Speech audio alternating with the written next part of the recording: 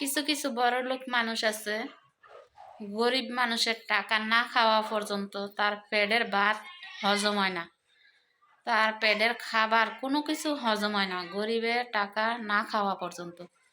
সবাই না, কিন্তু কিছু কিছু বড়লোক মানুষ আছে এরকম। তবে এই মানুষটার যে আল্লাহ হেদায়েত দান করে, 15-20 হাজার টাকা বড় কথা না, 15-20 হাজার টাকা বড় কথা না, কিন্তু কিছু কিছু বড় লোক আছে এরকম, গরিবের টাকা না খাওয়া পর্যন্ত তার শান্তি লাগে না। তো আসলে যে কোনো একটা জিনিস কিন্তু থাকা জিনিসটা যদি অফিস নেয় আর নতুন জিনিসটা যদি দেয়, তাহলে এটা কিন্তু সমান সমান। তো আসলে পিছে লাগিয়া কয়দিন খাইব, কয়দিন খাইব। তো কিছু কিছু মানুষ এরকম আছে, মানুষের পিছে আমরা লাগিয়া থাকে খাওয়ার জন্য। আর আমরা যে দেই, এটা কিন্তু দেওয়ার সময় কষ্ট হয়, হয়তো একটু সচ্ছল চলতাম, হয়তো বা একটু কষ্ট করে চলতে হয়, এটা ওই কিন্তু কষ্ট করে চললে দিয়া লাইলাম। আর স্বার্থপর মানুষটারে যখন আল্লাহ ধরব না এই টাকার জন্য, তখন আরো বেশি নিয়ে টান দিব, তখন সইতে পারবো না। যারা নাকি এরকম লোভ করে, কখনো আল্লাহ সহ্য করে না। তো কোনো সমস্যা নাই, 15-20 হাজার টাকা বড় কথা না। তো 15-20 হাজার টাকা হয়তো বাজার সদাই করলে 1 মাস খাইতাম, এটা ওই। আসসালামু আলাইকুম, আপনারা সবাই কেমন আছেন? আশা করি যে যেখান থেকে আমার এই ভিডিও দেখেন সবাই অনেক ভালো আছেন। আপনাদের দয়া এবং ভালোবাসা, আল্লাহ তাআলার অশেষ রহমতে আলহামদুলিল্লাহ আমিও ভালো আছি। তো আসলে আজকে কোন টপিকে ভিডিও বানাইতেছি, মনটা অনেক খারাপ, অনেক কষ্ট লাগে মানুষের আচার আচরণ দেখলে। কিছু কিছু মানুষ, সবাই না কিন্তু, সবাই না, কিছু কিছু মানুষ আছে যারা কিনা গরিবের ওপর টার্গেট রাখে, যে তাদের থেকে অনেক নিচে আমরা, যারা 5টা 6টা বাড়ি আছে, বিশাল বিশাল অর্থ সম্পদ আছে, তারা অনেক ওপরে না। তো এইসব মানুষ যদি 15-20 হাজার টাকার জন্য এমন করে, তাহলে গরিব মাইরা খাওয়ার জন্যই তো এরকম করে, ঠিক না? তো আসলে এই টপিকে আজকে ভিডিওটা কেন বানাইতেছি, স্বার্থপর মানুষ কিছু আছে এরকম করে। তো আসলে আমরা যারা নাকি এরকম মানুষের ফাঁদে পড়ি, আর কিছু দিয়া পরে সোজা হইয়া উঠতে হয়, কিন্তু উঠতে যেতে পারি আল্লাহর রহমতে, হয়তো বা একটু কষ্ট, এটা ওই। আর যারা নাকি নেয়, তাদের কিন্তু সারা জীবন কষ্ট করতে হইব, ঠিক আছে? একজনের পিছনে একজন মানুষ লাগলে কি হয়? কিছু হয় না, কিন্তু আল্লাহ সহতা থাকলে কিছু হয় না। আর তাদের এরকম বড় লোকিরা আমাদের মতো মধ্যবিত্ত মানুষদের টাকা খাইয়া তারপর তারা বড় লোক হয়েছে। আমরা যে একেবারে গরিব, একেবারে বড় লোক, সেটাও আমি বলি না। মধ্যবিত্ত যারা হাত পাও আছে, তারা কিন্তু আসলে একেবারে গরিব না, এটা বললেও আল্লাহ বেরাজি। তো আল্লাহ 4টা ডাল ভাত খাওয়ায় যেরকম রাখছে আলহামদুলিল্লাহ। আর কিছু কিছু মানুষ, সবাই না কিন্তু, সবাই কিন্তু এরকম না, সব মানুষের কিন্তু এরকম হয় না। অনেক মানুষ আছে দেখবেন তার দিল একদম পরিষ্কার, আবার কিছু কিছু মানুষ আছে মুখটার মধ্যে মজা আর তার দিলের মধ্যে অনেক কাদা, এরকম মানুষ কিন্তু আছে। তো এরকম মানুষের সাথে মনে করি যে একেবারে না মিশা না চলা অনেক ভালো, কারণ এরকম মানুষ পাশে না থাকা অনেক ভালো। যারা 15-20 হাজার টাকার জন্য অনেক কথা বলতে পারে আর ইমার্জেন্সিভাবে মানুষের হেস্তনেস্ত করতে পারে, আসলে এটা কোনো পাওনা টাকা না যে পাওনা দিতেই হইব, এটা কিন্তু হেস্তনেস্ত। দেখেন ভাগ্যর পরিহাস সব কিছু মেনে নিতে হয়। একটা সময় আমার মানে অনেক, আমি এখন যে একটা হিসাব করি এই হিসাবটা একটা সময় আমি করছিলাম না। কি জন্য করছি না সেটা কিন্তু কারো থেকে আইনাও আমি, আমার বাবা মা ছিল, আমি তখন অতটা হিসাব কিতাব বুঝছি না, ঠিক আছে। চলার ক্যাপাসিটিটা অনেক ভালো ছিল।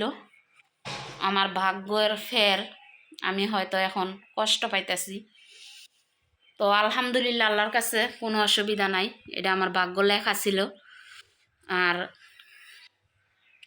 আমার ঘরে যে চুরি হয়েছে এটাও আমার ভাগ্য ছিল না, এ বিধায় আমার স্বর্ণ গয়না টাকা পয়সা এগুলা নিয়ে গেছে, আহাজি করছে, আহাজি কইরেই তো এগুলা করাইছে।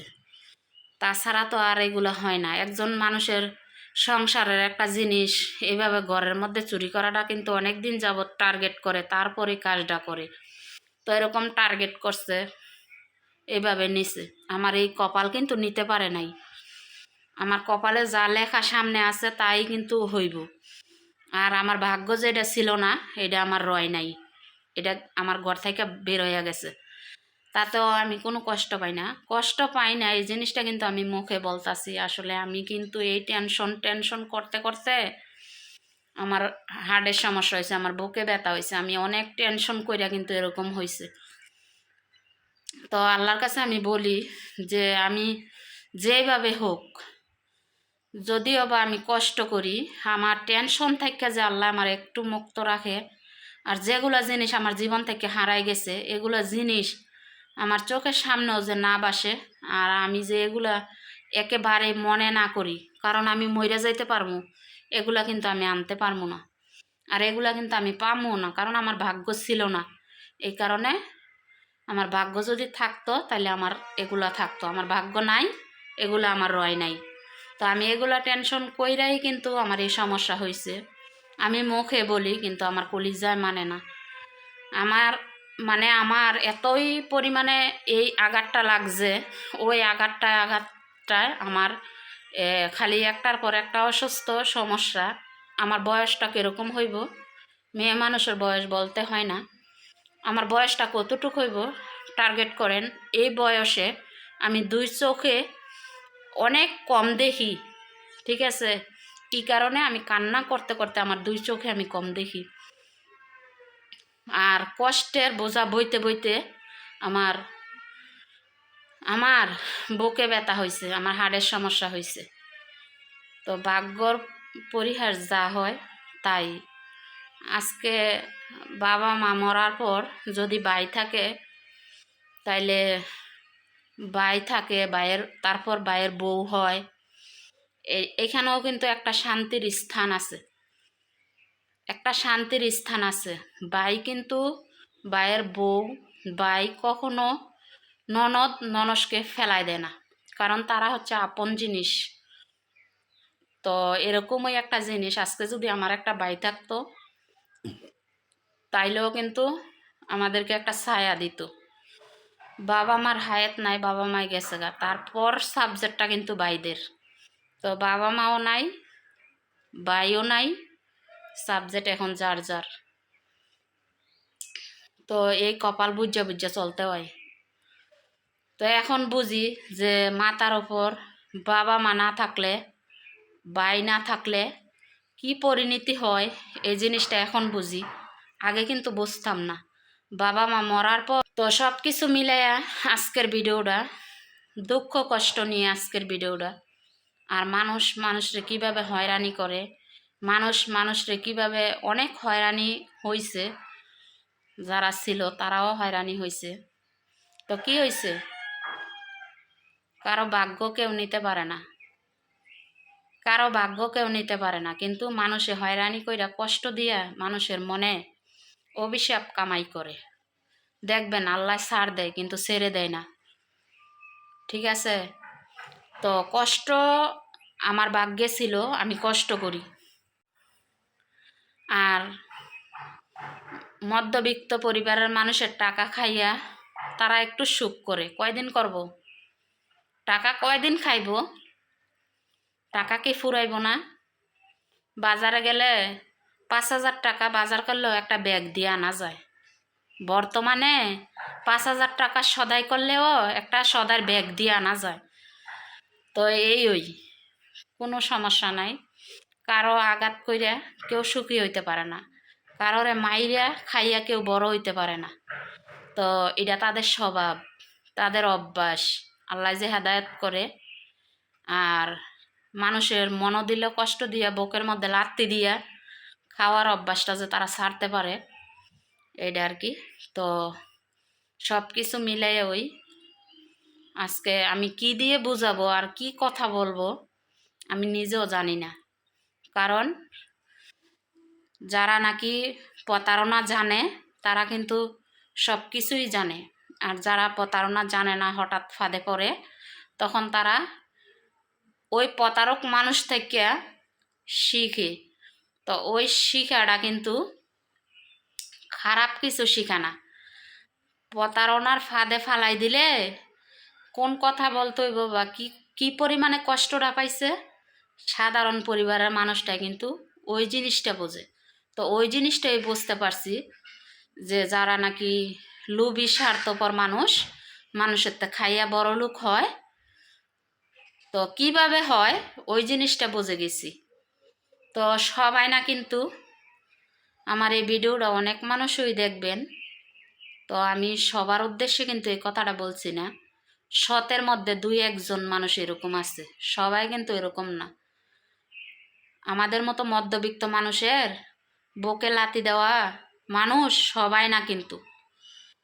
অনেক মানুষ আছে দেখবেন তার দিল পরিষ্কার, তার মন পরিষ্কার, সে নিজেও পরিষ্কার। আবার অনেক মানুষ আছে তার উপরে পরিষ্কার, তার দিলের মধ্যে অনেক কাদা। এরকম মানুষ কিন্তু আছে। তো আজকে কষ্ট পাওয়ার পর এই ভিডিওটা, আজকে আমি লং ভিডিওতে আসতাম না, তো আজকে কষ্ট পাওয়ার পর আমি লং ভিডিওতে আসছি। কারণ আমি রাত 10টায় লাইভে আসি, 2 ঘন্টা লাইভ করি। তো আমি ভিডিও অত বেশি একটা প্রতিদিন দিতে পারি না। তো আজকে কষ্ট পাইছি, এই কারণে আজকে আমি এই ভিডিওটা তৈরি করছি। তো যদি আমার ভুল হয়ে থাকে ক্ষমা করবেন, আর যদি আমার ভিডিওটা ভালো লাগে আমার চ্যানেলটা সাবস্ক্রাইব করবেন, লাইক ডান করবেন। সবাই আমার ভিডিওর পাশে থাকবেন। আসলে আমরা কিন্তু মধ্যবিত্ত মানুষরা, মানুষ থেকে মানে ধান্দাবাজি করার এগুলো আমরা বুঝি না। কেউ কষ্ট পাবেন না আসলে, কারণ আমি যারা নাকি কষ্ট দিছে আমারে তাদের উদ্দেশ্যে এই ভিডিওটা বানাইছি। আবার সবাইরে আমি বলি নাই, যারা কষ্ট দিছে, যে কষ্ট দিছে তারে বলছি। সবাই কিন্তু একরকম মানুষ না। দেখেন দুনিয়াটার মধ্যে কিন্তু কত রকমের মানুষ আছে, সবাই কি একরকম? একরকম না। এই যে আমার হাতের 5 আঙ্গুল কি এক সমান? এক সমান না। 5 আঙ্গুল কিন্তু এক সমান হয় নাই, 5টা 5 মাপে আছে। তো এরকম মানুষও এই সমাজে, মানুষও কিছু আছে, সবাই এক সমান না। আল্লাহর এই দুনিয়ার মধ্যে মানুষও এরকম আছে, সবাই এক সমান না। কেউ আছে কারোরে মাইরা কেউ খাওয়ার দান্দা, কেউ আছে কারোরে আবার ভালো করার দান্দা, কেউ আছে আবার বলে যে না আমি দুনিয়ার সারা জীবন বাঁচবো না, কারোরে মাইরা কেউ খাইয়া বড় হইতে পারে না, এরকম চিন্তা ভাবনা করে। আবার কেউ আছে কারো পিছে হুদয় লাগিয়া থাকে, এরকম মানুষ কিন্তু আছে। তো সবাই কিন্তু এক রকম না। আর সবার উদ্দেশ্যে আমি বলি নাই, যে কোনো একটা মানুষের উদ্দেশ্যে আমি এই কথাটা বলছি। তো যে কষ্ট দিছে তার উদ্দেশ্যই বলছি। আমার কষ্টের কথাগুলো শুনছেন, সকাল থেকে রাত পর্যন্ত কি খাইলাম কি করলাম ওইগুলা দেখবেন না? অবশ্যই দেখবেন।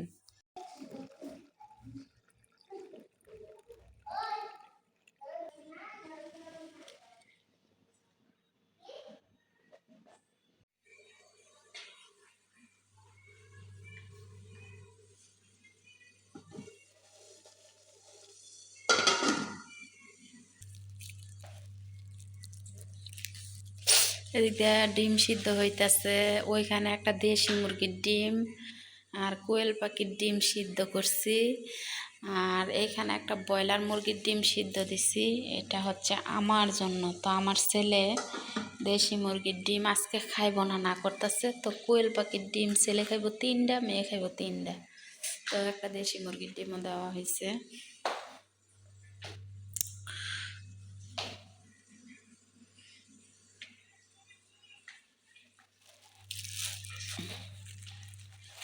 আসলে মানুষ আমাদেরকে কষ্ট দিতে পারে, কিন্তু আমরা বোনেরা মানুষদেরকে কষ্ট দিতে পারি না। কারণ মানুষদেরকে আমরা কষ্ট দেই না, এই কারণেই দেই না যেহেতু আমরা কষ্ট পাইলে সইতে পারি না, তো আমরা সইয়া যাই, আমরা মানুষকে কষ্ট দেবো না, দিতে চাইও না। আসলে এই শুটকিটা মালসার মধ্যে নিয়ে পানিতে ভিজাইলাম, তেলের মধ্যে ভাজবো, ভাজা তারপর শুটকির একটা তরকারি রান্না করতেছি, সেটা আপনাদের সামনেই রান্না করব। তো আসলে কিভাবে রান্না করি শুটকির তরকারিটা, আর আজকে কিন্তু শুটকির তরকারি, তো ভিডিওর সাথেই থাকেন, দেখতে থাকেন কি কি রান্না বান্না করি। সকালের নাস্তা বানাইছি, তো সকালের নাস্তা বানানোর পর তো করে রান্না করার জন্য প্রস্তুত নিতেছি। এই যে শাক কাটা শেষ, কাটটা ধুয়ে এখানে রাখছি, আর এদিক দিয়ে হচ্ছে কুকার রেডি করে ফেলছি, এখনই বসাই দেব। আর ওই দিক দিয়ে আবার দেখায় আর একটা, এই যে শুটকি মাছ ভাজা শেষ। আজকে শুটকি মাছ কমই দিতেছি মনে হয়, সবার প্রিয় কিন্তু শুটকি মাছের তরকারি। শুটকি তরকারিটা কিভাবে বসাইছি দেখবেন না, এই যে আবার রান্না করার পর দেখাবো আর কিভাবে বসাইছি, এখন দেখাই দিলাম। বিসমিল্লাহ।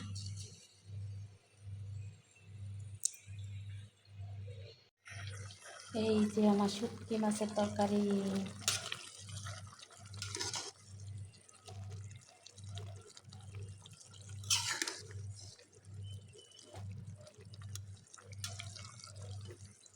সবার পছন্দের শুটকি মাছের তরকারি, আসলে শুটকি তরকারি কিন্তু সবারই পছন্দ।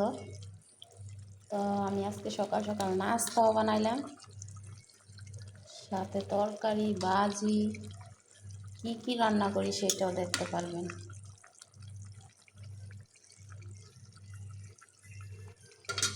দিয়ে রুটির সাথে খাওয়ার জন্য ডিম ভাজা।